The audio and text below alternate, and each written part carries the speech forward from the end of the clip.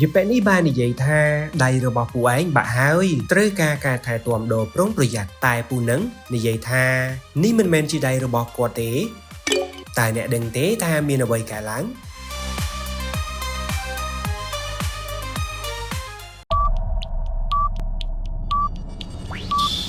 មិនឆ្លាតគឺថាដៃរបស់គាត់ដែលបាក់នោះមិនមែនជាដៃដែលគាត់កំពុងរួមនោះទេបុរសម្នាក់នេះបានទៅចាប់ជំរិតនារី2នាក់ប៉ុន្តែមួយសន្ទុះក្រោយមកគាត់មានការភ័យខ្លាចយ៉ាងខ្លាំងយំផងភ័យផងឡើងលិចនោមដាក់ខោតែអ្នកដឹងទេថាមានរឿងអ្វីកើតឡើង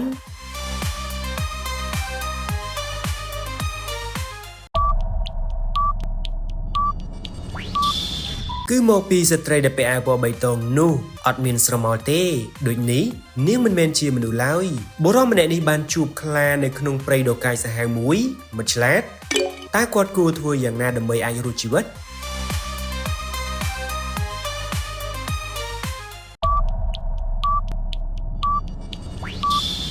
នៅទីនេះមានរន្ធមួយផងដែរដូចនេះជំរឿនដ៏ល្អបំផុតគឺការលូនចូលទៅក្នុងរន្ធនេះបណ្ដោះអាសន្នសិនមនុស្សយន្តចង់បើកទូសុវត្ថិភាពប៉ុន្តែនៅទីនេះមានកូនសោដល់ទៅ3គេមិនដឹងថាសោមួយណាត្រូវនោះទេតែអ្នកជួយគេបានទេ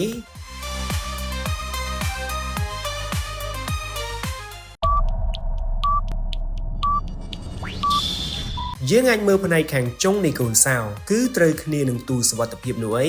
បិសាចគោចាប់មនុស្សទាំងពីរអ្នកនេះថ្លឹងតែអ្នកដឹងទេថាអ្នកណាធ្ងន់ជាងគេ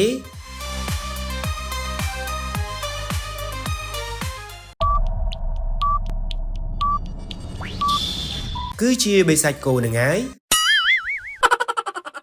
នៅក្នុងថ្នាក់រៀននេះមានសិស្សចំនួន3នាក់ហើយមានម្នាក់ក្នុងចំណោមពួកគេបានគូររូបទានេះលោកគ្រូចូលមកឃើញគំនូរនេះស្អាតពេកគាត់ចង់ឲ្យរង្វាន់ប៉ុន្តែពួកគេសុទ្ធតែប្រកែករៀងខ្លួនចោទដាក់គ្នាពីមួយទៅមួយ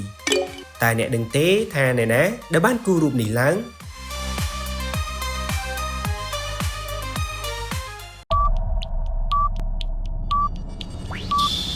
យើងមើលទៅចុងជក់របស់បុរសម្នាក់នេះមានតែចុងជក់របស់គាត់ទេដែលប្រឡាក់ហើយមានពណ៌ដូចគ្នាទៅនឹងរូបគំនូរនៅលើជញ្ជាំងនោះអី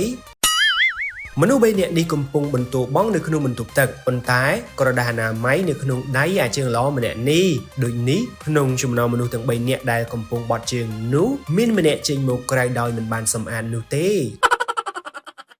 តែអ្នកដឹងទេថាជាអ្នកណា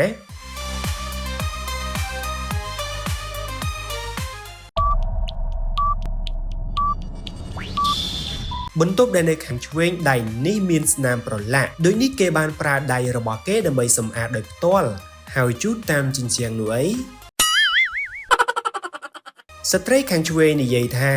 នេះជាកាបូបលុយរបស់ខ្ញុំមិត្តប្រុសថ្មីថ្មោងរបស់ខ្ញុំទើបតែទិញឲ្យតែស្ត្រីខាងឆ្វេងនិយាយថាអ្នកឡប់សតិហើយចំណាស់នេះហើយមានមិត្តប្រុសមកពីណាទៀត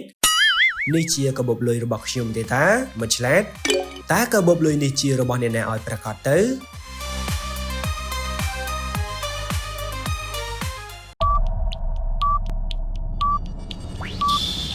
ស្ត្រីខាងស្ដាំដៃនោះនិយាយកុហកដូចនេះនាងគឺជាចៅយកចិត្តទុកដាក់លើការពិតមានស្រោមដៃពណ៌ខៀវនៅក្នុងកាបូបដែលដូចគ្នាទៅនឹងអ្វីដែលស្ត្រីនៅខាងឆ្វេងកំពុងតែពាក់ដូច្នេះនេះគឺជាកាបូបលុយរបស់ស្ត្រីខាងឆ្វេងប្រកាសណាស់នៅក្នុងបន្ទប់នេះមាននរណាម្នាក់មានចេតនាបំបែកឧស្ម័នពុលនេះឡើងហើយវាមិនមែនជាការធ្វេសប្រហែសរបស់ពួកគេ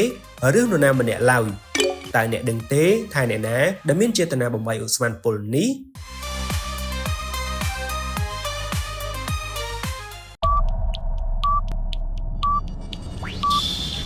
គឺជាបរិសម្នាក់នេះយកចិត្តទុកដាក់ចំពោះការពិតដែលមានតែគាត់ទេដែលបានបំពាក់ឧបករណ៍ការពារពេញលេញហើយមានការប្រុងប្រយ័ត្នជាងគេឧបករណ៍ការពាររបស់អ្នកដទៃមានមិនគ្រប់គ្រាន់នោះទេដែលបង្ហាញថា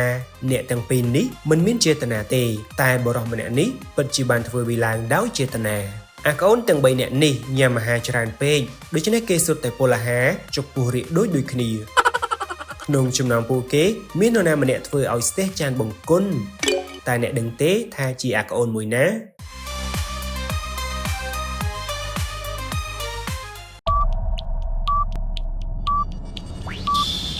គឺជាអាក្អូននៅកណ្ដាលគេនេះពីព្រោះគេជុះច្រើនពេក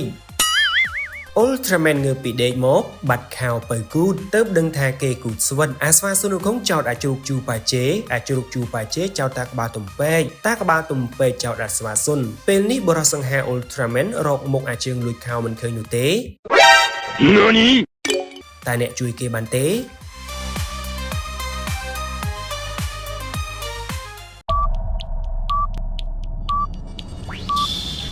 មហាទេពស្មាមេឃស៊ុនរខុងគឺជាអ្នកលួចខោរបស់ Ultraman បើមិនជឿមើលទៅកំពូលជើងរបស់គេទៅ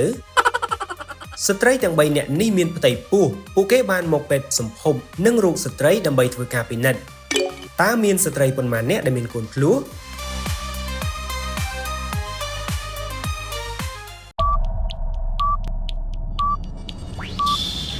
គឺមានតែស្ត្រីខាងឆ្វេងម្នាក់ទេដែលមានកូនភ្លោះមិនឆ្លាតកុំច្រឡំស្ត្រីដែលនៅកណ្ដាលនេះណាព្រោះឧបករណ៍ពិនិត្យផ្ទៃពោះរបស់នាងរបូតចេញបាត់ហើយតើតែមើលម្ដងទៀតសិនបានដឹងយៈតូចដើររកចាប់មនុស្សដើម្បីធ្វើជាអាហារតែគេមិនដឹងថាផ្ទះមួយណាមានមនុស្សនៅនោះទេមិនឆ្លាត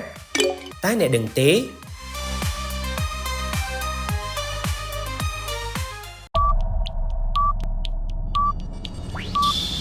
គូតែមានមនុស្សនៅក្នុងផ្ទះ C ព្រោះមានស្បែកជើងមួយគូផ្ទះ A មានដានជើងមនុស្សចាក់ចេញពីផ្ទះតែប៉ុណ្ណោះផ្ទះ B មានស្ថានភាពស្ងប់ស្ងាត់មែនតែនដានជើងចេញឬចូលក៏គ្មានស្បែកជើងមុខផ្ទះក៏អត់មានដែរព្រះសង្ឃគំហូចទាំង3អង្គនេះចង់ល្មើសវិន័យបន្តិចចង់លួចចេញក្រៅដើម្បីទិញនំឆាន់ប៉ុន្តែនៅតែមិនអាចចេញក្រៅបានបើទោះបីជាលោកសង្ឃទាំង3អង្គនេះព្យាយាមជិះលើកគ្នាក៏ដោយមិនឆ្លាតតែអ្នកមានវិធីសាស្ត្រណាដើម្បីអាចឲ្យព្រះសង្ឃចេញក្រៅទេ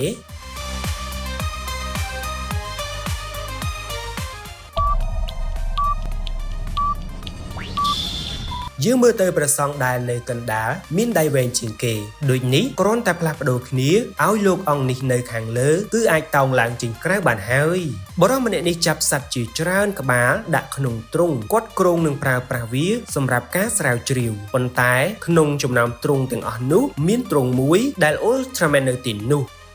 តែអ្នកដឹងទេថាជាទ្រុងមួយណា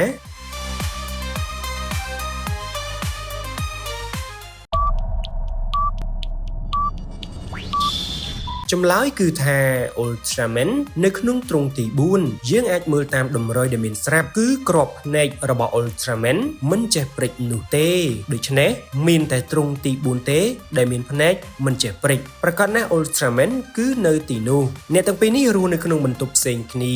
មានមនុស្សម្នាក់ក្នុងចំណោមអ្នកទាំងពីរនេះបានឆ្លោះគ្នាជាមួយមិត្តរួមបន្ទប់កាលពីយប់មិញតែអ្នកដឹងទេថាជានរណា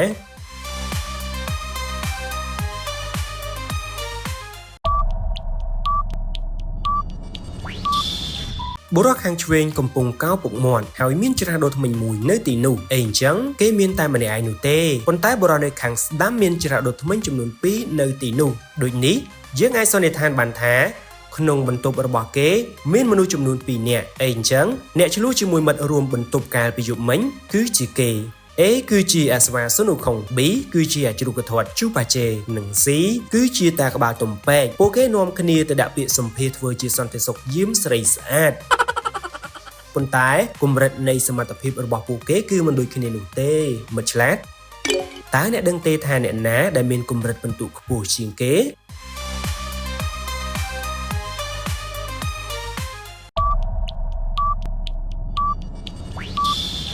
គឺជាតាក្បាលទំពេកដែលមានពិន្ទុខ្ពស់ជាងគេព្រោះក្នុងដៃរបស់ Dinosaur បានដាក់ពិន្ទុឲ្យពួកគេរួចទៅហើយលេខ1គឺអក្សរ C ហើយ C គឺជាតាក្បាលទំពេកនឹងហើយ